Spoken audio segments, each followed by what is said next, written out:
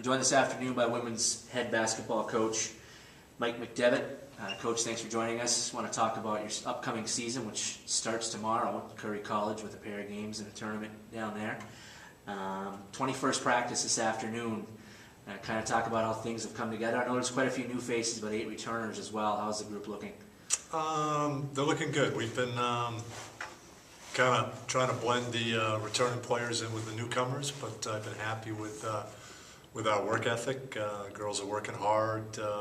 Practices have been competitive, and I'm real optimistic. Now, along with practices every year, you play a couple of scrimmages against outside opponents just to see what your team looks like in those competitive situations. Plymouth State, St. A's this year.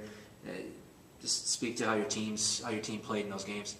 Yeah, we had our first scrimmage after about a week against St. A's. Obviously, a Division II program and a little bit more physical, a little tougher than we were, but I thought we battled, did a good job. Was pleased with the effort, and then after a week of kind of working on the things that we needed to focus on, we had a real nice scrimmage against Plymouth State and did a good job against them. So we're certainly, with the number of practices and the scrimmages we've had, we're ready to, get going. We're tired of playing against each other, I think. So it'd be good to play somebody other than ourselves. Now on the road tomorrow, let's kind of talk about what you expect this weekend from your team with some new faces in the mix. Yeah, I think our first round opponent, St. John Fisher, will be a real good test. They return five starters. They're a traditionally very strong program from upstate New York. NCAA team, year in, year out type of thing. So I think that'll be a real good test. And kind of depending on how that goes, to be honest with you, I haven't really spent a lot of time looking at the other two teams. But I think tip-off terms are good because you get a chance, you get on the road, you play back-to-back, but you spend some time just with your team. So certainly from a team bonding experience, I like starting the year with the tip-off tournaments. Nice chance to just spend a couple of days just with the members of the basketball team. Right, makes total sense. Now talk about your returning group a little bit. Returning Morgan Cahill, yep. Multiple Rookie of the Year honors, just a fantastic freshman year. Historically, for this program especially, and Lindsay Moore, GNAC Defensive Player of the Year, kind of highlight the group of returners, but speak to this core group that you have coming back. They've kind of been through a lot of different things in the playoffs and whatnot. Sure. Well, it really kind of begins and ends with our seniors. We have 5 returning seniors that have 4 years of playing experience. They've been to a championship game as sophomores, so they certainly have experienced that. And I think collectively, not only them, but the entire group. Certainly, that's one of our goals, is to hopefully get back to a championship game in our conference. But I think there's great leadership amongst that group. There's great versatility. We have pretty much every position. We have a point guard, a 2-guard, 3-4, and short of the 5 position, the seniors are going to be very important. Part of our success. So you mentioned Lindsay. Obviously Mackenzie Dufour at the point. Has been a 4-year starter, and does a great job of getting us out on the break and also applying a lot of defensive pressure. Skylar McKinsey is going to get the starting nod at the 2-guard.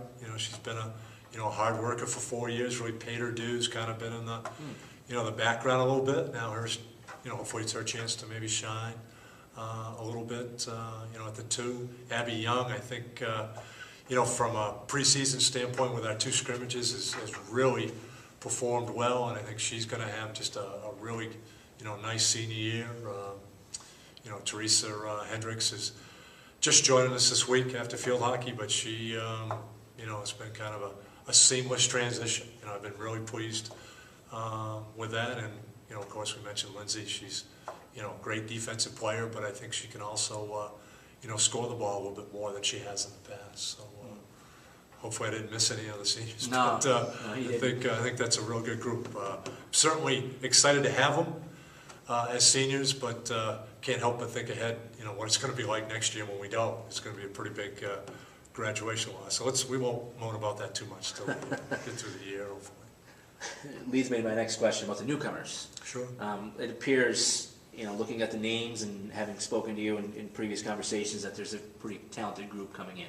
Yeah, there really is. Yeah, I like the freshman group, not only the number of freshmen, but I think there's a good core group there that are going to be, very good four-year players, and hopefully will get a chance to,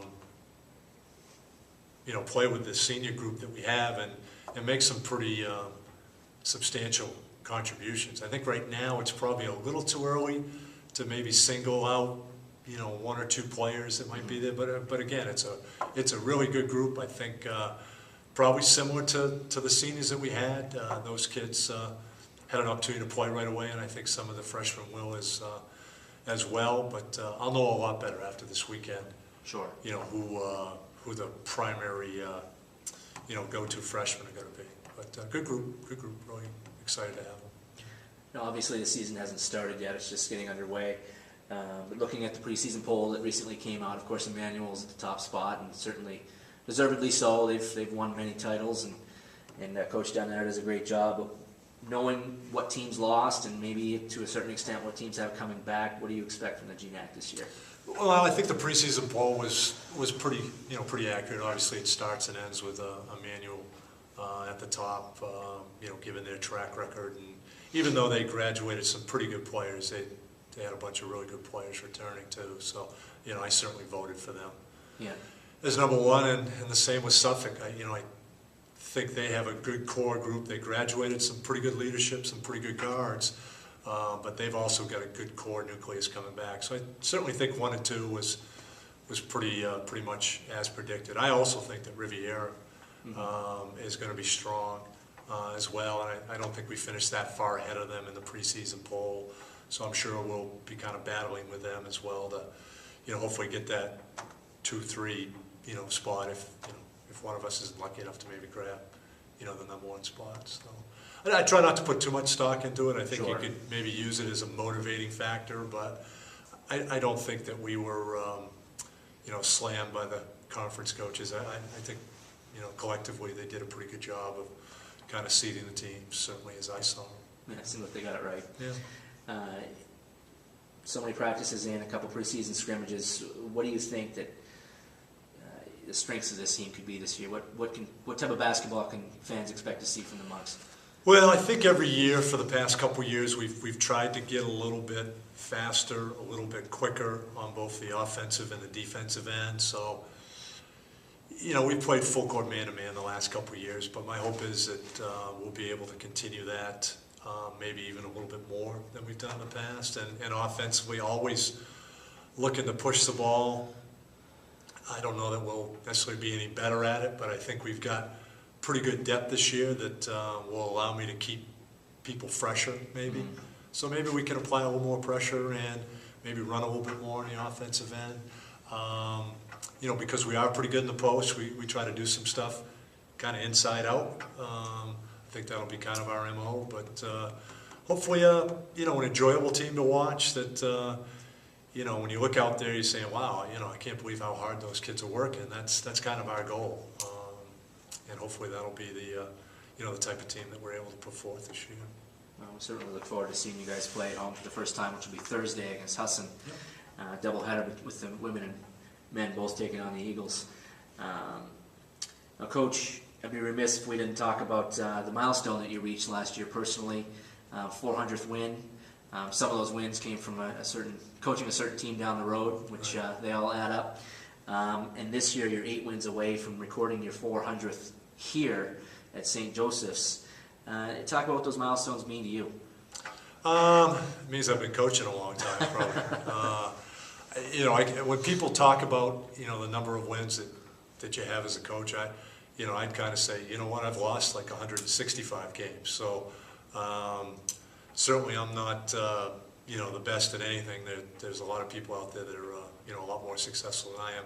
I think I've been fortunate enough to coach a lot of good teams and have a lot of good players that were willing to, kind of forego their individual goals for the good of the team. And that's really all that is. Having been here a long time, and been lucky enough to have that type of player, there's a pretty good chance that you're going to be able to win, your share of games. So I think it's probably more a reflection on, the former players and their commitment to the program, really, than it is to me being, anything other than lucky enough to have coached that long, really. Very humble answer. Well, Coach, thanks so much for your time. Good luck this weekend, and we're excited to see you play next week. Great, thank you. Thanks.